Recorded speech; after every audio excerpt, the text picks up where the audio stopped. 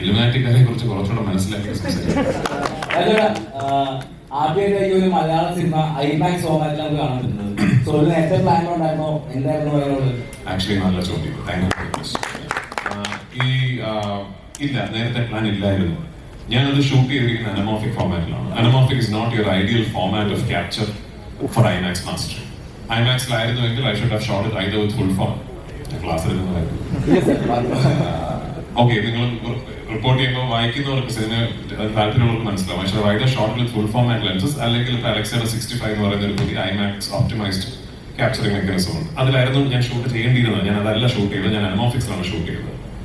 നമ്മുടെ ടീസർ റിലീസായ ദിവസം ജനുവരി 26-നാണ് ടീസർ റിലീസായത്. ജനുവരി 27-നോ മറ്റും US ക്രിസ്റ്റഫർ ടിൽമൻ എന്ന് പറയുന്ന ഐമാക്സിന്റെ ഹെഡ് എന്റെ നമ്പർ കണ്ടുപിടിച്ച് എന്നെ ഇങ്ങോട്ട് വിളിക്കുകയായിരുന്നു.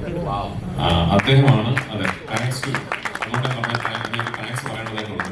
അപ്പോൾ ക്രിസ്റ്റഫർ ടിൽമൻ, ക്രിസ് ആണ് എന്നെ ഇങ്ങോട്ട് വിളിച്ച് we just saw your film's footage and we truly believe that this needs to be showcased on IMAX across the world എന്ന് ഇങ്ങോട്ട് പറയുകയും ക്രിസ്റ്റിന്റെ താല്പര്യപ്രകാരമാണ് ഈ സിനിമ നമ്മൾ ഐമാക്സിലേക്ക് മാസ്റ്റർ ചെയ്ത് ഐമാക്സിൽ കാണിക്കുന്നത്.